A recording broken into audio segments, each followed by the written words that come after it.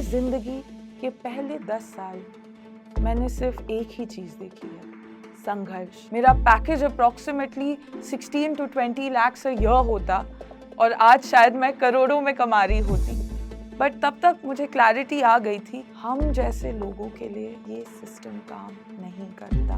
और जब उसने ये बात बोली मेरे मन में बस एक ही बात है, ये गलत है।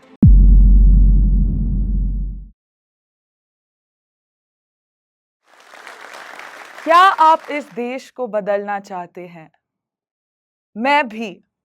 मेरा नाम ईशा है और मैं आपकी तरह एक इंसान हूं और एक भारतीय नागरिक जो बहुत सालों से एक सपना देख रही है, वो है इस देश को बदलना, इस देश की तरक्की करना, बट अबव ऑल इस देश के हर एक नागरिक के लिए कुछ करना।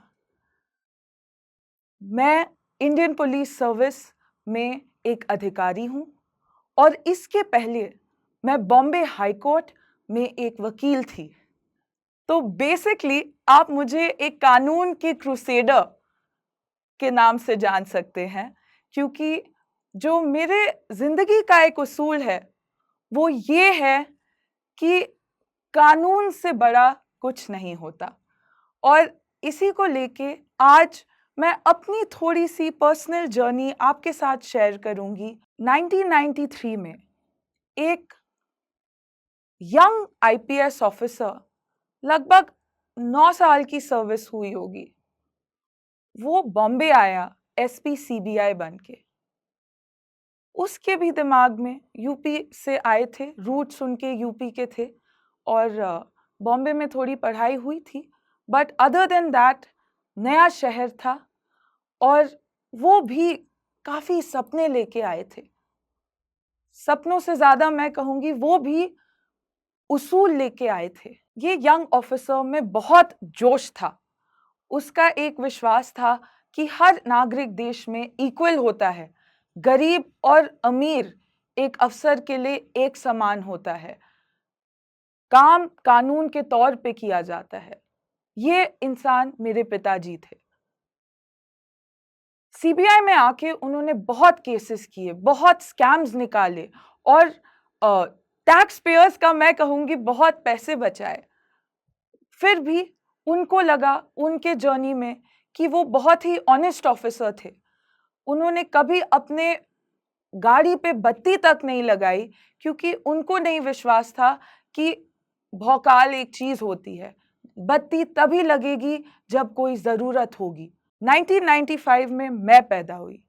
जिस साल मैं पैदा हुई मेरे फादर के साथ सर्विस में थोड़े से इश्यूज आए उनकी ऑनेस्टी को लेके, और यहाँ से हमारे स्ट्रगल शुरू हुए। 10 साल मेरी जिंदगी के पहले 10 साल मैंने सिर्फ एक ही चीज देखी है, संघर्ष, एक ऑनेस्ट अधिकारी का संघर्ष। 10 साल तक मैंने अपने फादर को एक ऑनेस्ट ऑफिसर की तौर पे देखा और इवेंचुअली उन्होंने नौकरी छोड़ी, बट अपने उसूलों पे छोड़ी। उन्होंने कहा सर्विस मैं तभी तक करूंगा जब तक मेरी ऑनेस्टी की वैल्यू है, जब तक मेरे टैलेंट की वैल्यू है। उनको लगा कि उनका टाइम खत्म हुआ और वो वकालत में आ गए। पर जब उन्होंने नौकरी छोड़ी मेरे दिल में एक जज्बा पैदा हुआ, एक सपना पैदा हुआ कि ऑनेस्ट ऑफिसर्स भी इंडिया के लिए जरूरी हैं, कि ऑनेस्ट ऑफिसर्स की भी कुछ वक्त होनी चाहिए। अगर हम देश के सपने देखते हैं कि देश हमारा तरक्की करे, लोगों में डेवलपमेंट हो, ग्रोथ हो, प्रॉस्पेरिटी हो, तो एक ऑनेस्ट सिस्टम के बिना हम कहीं नहीं पहुंच पाएंगे।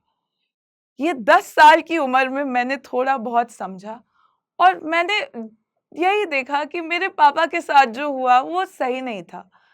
Honest officer should be rewarded.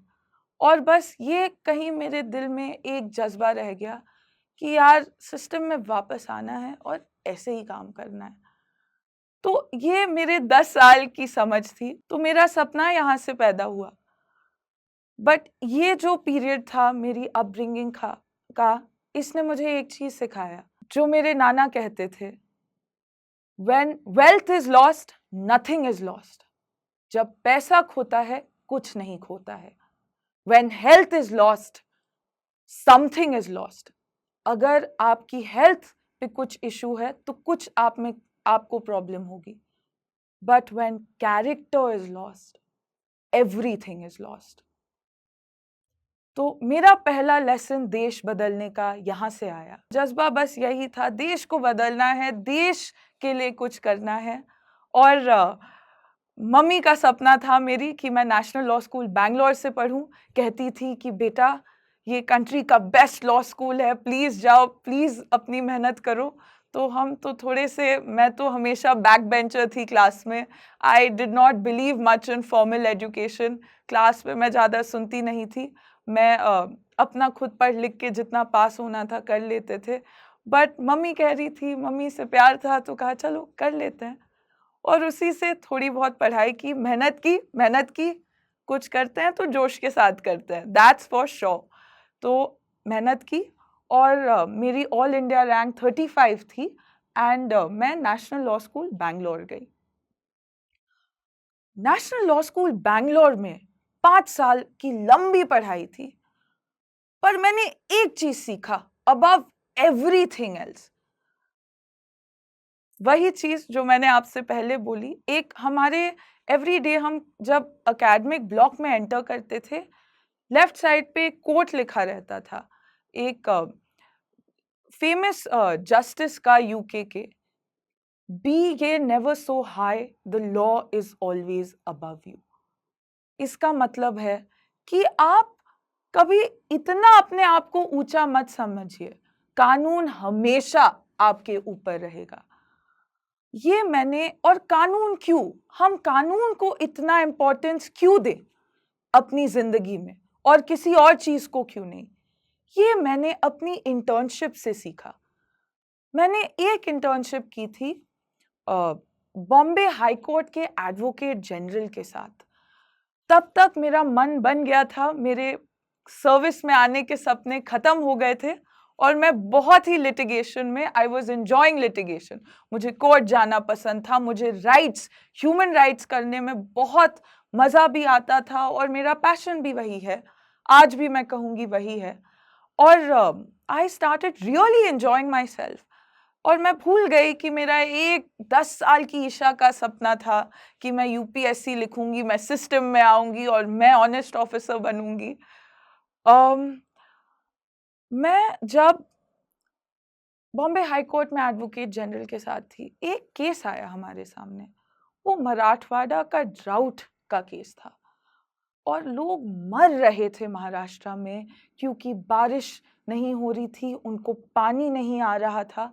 Maharashtra जैसा स्टेट जहां बम्बई के बीएमसी में 50,000 करोड़ के तो एफडीज होते हैं, वहां पे उस स्टेट में एक जगह थी जहां पे लोग पानी से मर रहे थे, फार्मर्स अपना लोन नहीं रीपे कर पा रहे थे तो वो अपना सुसाइड कर रहे थे.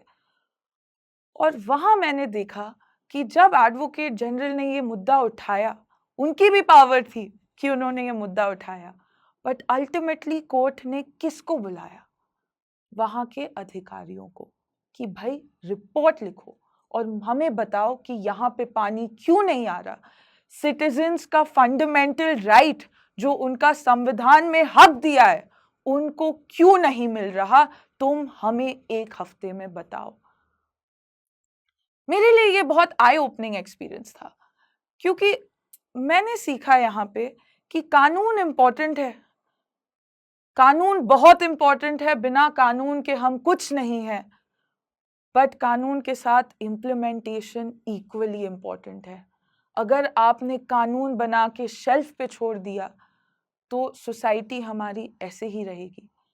तो जो कानून को इम्प्लीमेंट करने की बात आती है वो एक अधिकारी के पेन में होता है, एक अधिकारी के जज्बे में होता है. और फिर मुझे 10 साल की ईशा का सपना याद आया कि यार ये सिस्टम देश को बदल सकता है. और फिर मेरा यूपीएससी शुरू हुआ. 3rd ईयर में मुझे एक लॉ फर्म के साथ, कंट्री के टॉप लॉ फर्म के साथ जॉब मिल चुकी थी. मेरा package approximately 16 to 20 lakhs a year होता और आज शायद मैं करोड़ों में कमा रही होती। बट तब तक मुझे क्लैरिटी आ गई थी कि मुझे सिर्फ पैसे लाइफ में नहीं कमाने हैं। तो मैंने बॉम्बे हाई कोर्ट में लॉ प्रैक्टिस करना शुरू किया और मैंने यूपीएससी की भी तैयारी साथ साथ शुरू कर दी। यहाँ पे मैंने एक और चीज़ सीखा। मुझे हमेशा लगता था कि जब आप कुछ बन जाते हो, हमारे समाज में ये आइडिया है कि आप जब बहुत पावरफुल होगे तभी आप बदलाव ला सकते हो। और ये मुझे एक इंसिडेंट की रिमाइंड करती है। मेरी mummy lead India, times of India का एक लीड इंडिया कैंपेन होता था और उस टाइम लीड इंडिया कैंपेन में वो एक नेशनल फाइनलिस्ट थी और इस कैंपेन में एक गाना बजता था, तुम चलो तो हिंदुस्तान चले। मतलब उन शब्दों की जो पावर है वो मैं आज तक नहीं भूली, क्योंकि जब मैं बॉम्बे आई मैं रोज न्यूज़पेपर पलट के देखती थी और रोज एकदम दुखी होके बंद करती थी। कोई मर रहा था, किसी का रेप हो रहा था और पढ़ने के बाद लगता था मैं कुछ नहीं कर पाऊंगी। फिर एक दिन मैंने पढ़ा कि 3 मैनुअल स्कैवेंजर्स ने अपनी जिंदगी खो दी। 3 सफाई कर्मचारियों ने एक सेप्टिक टैंक में साफ करते हुए अपनी जिंदगी खो दी। और फिर मेरी आंखें खुली और मैंने सोचा ये क्यों हो रहा है? We are in the 21st century. क्या एक इंडियन की जिंदगी की कीमत सिर्फ इतनी है? सुप्रीम कोर्ट ने बोला था, no country sends its people to gas chambers to die. मतलब हम अपने सफाई कर्मचारियों को गैस चेम्बर्स में डाल रहे हैं ताकि वो मर जाए। मतलब कहाँ से, हमारी इंडियन लाइफ की वैल्यू ही नहीं है तो कहाँ से हमारा डेवलपमेंट होगा, कहाँ से कुछ होगा? उस दिन मैंने कहा नहीं, ये सोच कि जब मैं पावर में आऊंगी, जब मैं कोई एग्जाम क्रैक करूंगी तब मैं कुछ बदलाव ला पाऊंगी, बिल्कुल नहीं। अगर कानून ने हमें हक दिया है तो वो आज दिया है और ये हक हम लेकर रहेंगे। इसके बाद 2 साल मैं गई। मेरी मम्मी एडवोकेट आभा सिंह भी बॉम्बे हाई कोर्ट में एक लॉयर हैं और वो भी मेरे साथ जुड़ी थी।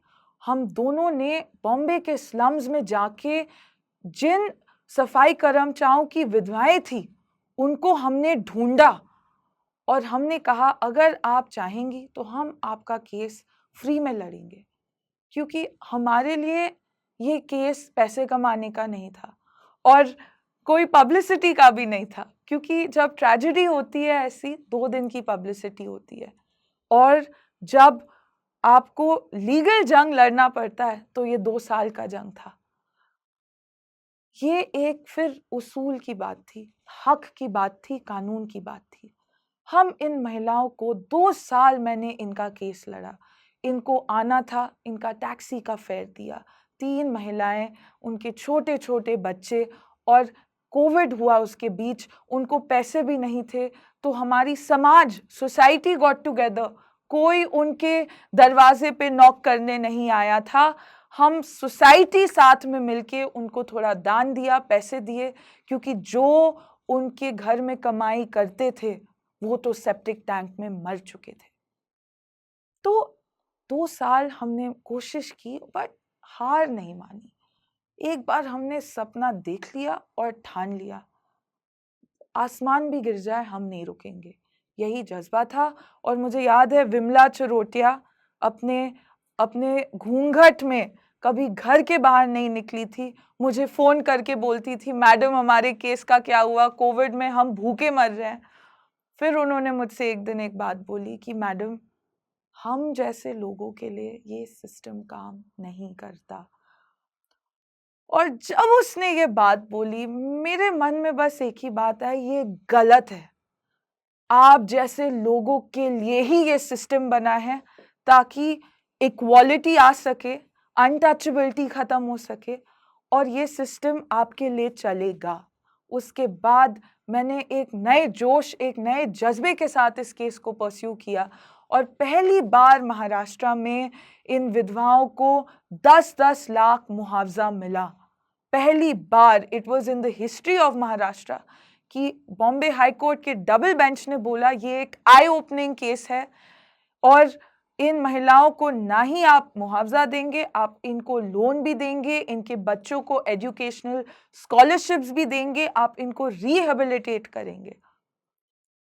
और जब हम उस कोर्ट से उस दिन निकले, बानी जो 4 हफ्ते का बच्चा लेके उसका पति मरा था, रोते हुए बोली, मैडम आज हमने देख लिया कि अगर वकील चाहे तो कुछ भी कर सकता है। और मैंने बानी से बोला, नहीं बानी, आप चाहें तो कुछ भी हो सकता है। फाइनली मेरा पुलिस में हुआ। 2021 में हमने मैनुअल स्कैवेंजर्स का केस जीता। बॉम्बे हाई कोर्ट ने बोला 4 हफ्ते में मुआवजा आना चाहिए और उन 4 हफ्तों के बीच में मेरा रिजल्ट भी आया और मैं इंडियन पुलिस सर्विस में आ गई। 10 साल की जो ईशा थी उसका मैंने सपना पूरा किया, या फिर मैं कहूँगी कि मैंने उसका सपना पूरा करना शुरू किया, क्योंकि सर्विस में एंट्री तो शुरुआत थी। जो एक सपना था वो तो अब शुरू होता है कि लोगों को न्याय मिलना चाहिए, कि जब आप उस और ये मैंने ट्रेनिंग मेरी 2 साल की थी, उसमें से 3 महीने हम स्टेशन हाउस ऑफिसर बैठते हैं एक थाने का। मैं स्टेशन हाउस ऑफिसर दिल्ली में थी, 2 थाने मैंने देखे और मैंने उसके पहले बहुत सुना था कि आप इस सिस्टम को नहीं बदल सकते हो, बहुत डीमोटिवेटिंग है, फ्रस्ट्रेटिंग है, नहीं होता। पर जब मैं उस कुर्सी पे बैठी, ये जो सारी पहले की सीख थी, उसूल, कानून, हक, ऑनेस्टी, इंटेग्रिटी, उसकी वैल्यू मुझे तब समझ में आई। तो मैं बस ये कहूँगी सारे यूपीएससी एस्पिरेंट्स को, सारे बच्चों को जो शायद ये टॉक देख रहे हैं, कि नेवर फॉरगेट योर वैल्यू। आप उस कुर्सी में बैठ के कितना जस्टिस कर सकते हो, कितना सच्चाई पे चल सकते हो, कितना कानून पे चल सकते हो, वो आप डिसाइड करते हो। और जो आप करते हो उसी के बेसिस पे देश आगे बढ़ता है। तुम चलो तो हिंदुस्तान चले। तो मैंने अपनी जर्नी में अभी तक यही सीखा है। मैं आपको ये बताना चाह रही हूँ कि डर हर महिला के दिमाग में होता है। It is an unfortunate tragedy of this nation. But मैं आपसे यही कहूँगी कि कभी लाइफ में कॉम्प्रोमाइज़ नहीं करना है और कभी लाइफ में डरना नहीं है। Be careful, be cautious, but अपने आप को ताकतवर बनाते रहो। किसी से कम मत समझो और कभी कम मत मांगो। आस्क फॉर मोर, ये तो मैं कहूँगी सारे महिलाओं को। और जहाँ कानून की बात आती है, अपना हक मत भूलिए। फाइनली मैं जोश टॉक्स आशा को एक बहुत बड़ा धन्यवाद देना चाहती हूँ कि वो ऐसे मुद्दे उठाते हैं, औरतों को एम्पावर करते हैं, उनका कॉन्फिडेंस बढ़ाने में फोकस करते हैं और मुझे भी यहाँ पे इनवाइट किया, और ताकि मैं भी अपनी पर्सनल जर्नी आप लोग के साथ शेयर कर सकूं और शायद आप में से कुछ लोगों को इंस्पायर कर सकूं, उसके लिए बहुत बहुत धन्यवाद। जब हम घर पर सबका ख्याल रख रहे होते हैं या पढ़ाई पूरी कर चुके होते हैं तो मन में एक सवाल ज़रूर आता है, अब यहाँ से मेरे लिए आगे क्या है। हम कभी कभी भूल जाते हैं कि हम कितने काबिल हैं। हम भी घर के सभी कामकाज के साथ अपना करियर भी बना सकते हैं। ऐसे में कभी परिवार का साथ नहीं मिलता, कभी कोई सही दिशा दिखाने वाला नहीं मिलता, या फिर कभी कभी हम खुद ही हार मान कर बैठ जाते हैं। तो ऐसे में हम सबको चाहिए होता है बस एक सपोर्ट, और वो सपोर्ट हमें मिलेगा जोश टॉक्स से। जोश टॉक्स जॉब्स फॉर वुमेन एक ऐसा प्रोग्राम है जिसमें हमें एक्सपर्ट ट्रेनिंग, मेंटोरशिप, हमारी जैसी और औरतों का सपोर्ट मिलेगा, जिससे हम सब मिलकर आगे बढ़ेंगे। यहाँ हमें एक्सपर्ट्स ऐसे गाइड करेंगे जैसे हमारी बड़ी बहन हो। इसके लिए हमें बस एक फॉर्म भरना है, जो कि डिस्क्रिप्शन और पिन कमेंट में डाल दिया गया है। चलिए साथ मिलकर आपके सपनों की नौकरी को हासिल करने की दिशा में पहला कदम उठाते हैं। चाहे आप आर्थिक रूप से आत्मनिर्भर बनना चाहती हो या फिर नए स्किल सीखना चाहती हो, जोश टॉक्स की टीम आपकी मदद के लिए यहाँ है।